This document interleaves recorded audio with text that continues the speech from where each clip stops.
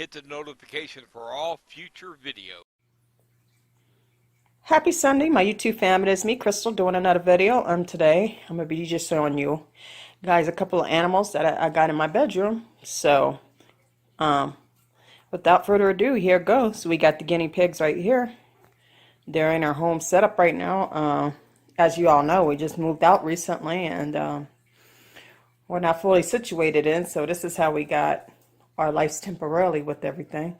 But anyway, I got the guinea pig right there, and a lot of people has asked about Oil. Well, she was in my live stream, but I thought I'll just go ahead and show her again. There she goes. Hey, Oil. Hey, Cookie. Nobody really saw you yesterday. Hey. And there's my girl, Cookie. Her sister from another mother. But, yeah. And then also, I'm going to give you guys an update on my African glossop tank. Which, yes, I still got her as well. And I still got the 2 snails in here. And I got some moss and some merino moss ball and some java moss with her. And then her 2 golden mystery snails, which one you can see right there.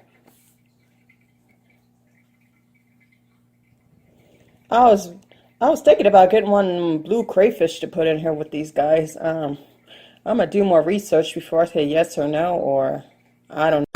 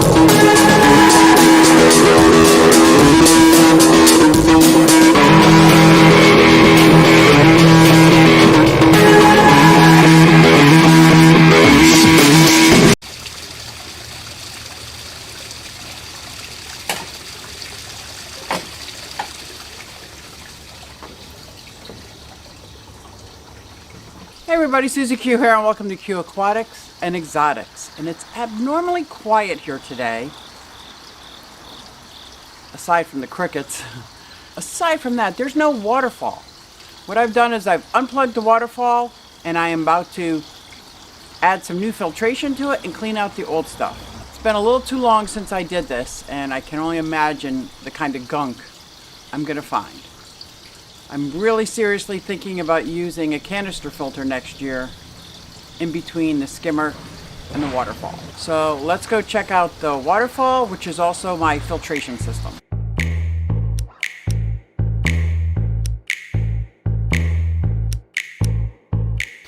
But what I'm doing is I unplug this waterfall so all the water drained as much as gravity would let it back into the pond. So there it sits. When I stand on the bridge, it kind of puts it into perspective how small this bridge is. As a lot of you know, it came from a children's playground, and I probably shouldn't sit on this. Normally, I go inside the pond and scrub this off, but it is extremely slippery. It's like ice slippery where I would not be able to catch my balance. So I might scrub some rocks from up here and start cleaning out the waterfall. So let me go clear out all the gunk. I'm going to grab a bucket of water so I can rinse off the existing filter, the existing sponges in there, the existing bio balls, but I want to rinse them off in pond water. And then I got some new sponges and things to go inside there, as well as putting the existing bio load back in there. So let's go check out the waterfall.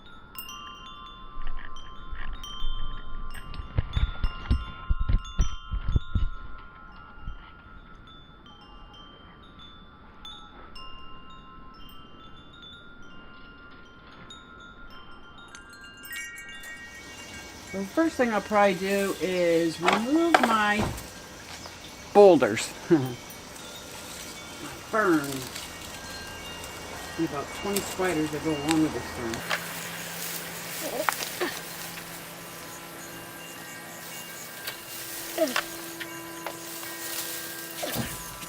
Let me get rid of these Creeping Jenny, Creeping Charlie. We'll put them back in as soon as the... Is this thing on? Is there anyone in there? Are you guys watching this?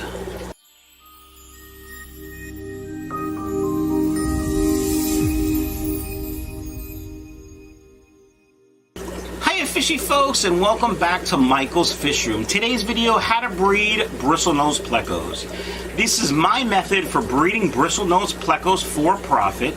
You could do it for fun, you could do it for friends, you could do it because you need bristlenose plecos in your fish room or your tanks, or you could do it for profit like me, but these are my tips and tricks. Why don't you guys go ahead and grab a snack and a beverage and stand by for how to breed bristlenose plecos. Alright fishy folks, welcome back to Michael's Fish Room. Today we're going to talk about how to breed bristlenose plecos. Let me just give you a quick little synopsis about a bristlenose pleco. They only get to be about 3 or 4 inches. There's many morphs of them. They're all the same. They're all the same fish, but there's, you know, the brown, there's chocolate, there's albino, which has red eyes, there's blue-eye lemon, which has blue eyes but look like albino, there's longfin, there's shortfin, there's super red, there's calico. There's all kinds of different ones. Let me know in the comments down below what I missed, because I'm sure I missed. Most of those plecos that I just mentioned are available for sale on my website, michaelsfishroom.com. Why don't you guys go ahead and check that out if you want. And then let's talk about how to breed bristlenose plecos. The first thing we need to know is the tank size. I like a 20 long. I wouldn't go anything smaller than a 20, but I like a 20 long. I like the footprint, I like the square footage of the floor for the plecos. Now you might be saying to yourself, but Mike, you only have 2 20 longs in your fish room out of 55 tanks. How can you say it's your favorite? This is true. I do only have 2, and they currently have bristlenose plecos in them. And while I like the footprint for breeding, the footprint for my actual fish room, they're not so great. They take up too much space is what I'm saying. Now if you're building a rack of tanks, I would go 20 long. If you don't have that footprint space, I would go 20 high, but either one is fine. So you have the tank size. Let's talk about what you need. Well, first of all, let's talk about how bristlenose plecos make babies. So, female lady. Hey fish fam, it's Bob, Caylor's Aquatics, of course, and I'm actually just testing out something on my phone and wanted something to vid. This most likely won't be posted, and you know every time I say that it gets posted 100%. So had a little sun coming in, but it's about gone now, and the rainbows were flaring up there, coloring up pretty.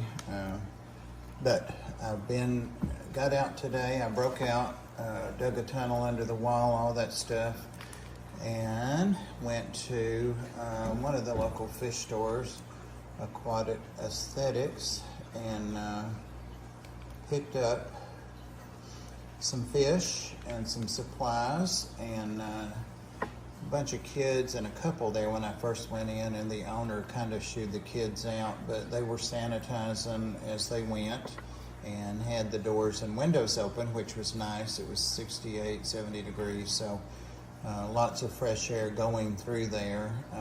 I stayed away from everyone. Well, after that family left, there was only one other couple that came in, and they were more than happy to stay in the other room as I was in another room, and back and vice versa. But I picked up a few things, which of course you can't see because they're in the bags, but I can tell you what I got. And again, this is just a test video. I need about 4 or 5 minutes. These are red fin tetras, I hope. Yeah, that's got to be what they are. And there should be about 6 of those.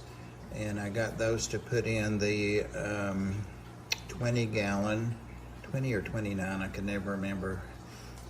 But axolotl tank. The only other thing in there besides the axles and some guppy grass is 12 zebra danios. So I wanted to go ahead and add these guys as well. They're a little bigger than the zebras. And I think I'm going to go ahead and drop a sponge filter down in there. I've got all the stuff already, so I didn't need to buy anything. but no heaters needed, of course. And again, these are cool water, not a cold water, but a cool water fish. They like about 68 to 74, 76 they can tolerate, but you don't want a heater with these guys. If you do, you want to keep it, you know, low, 72 or something, so they'll be real happy in there.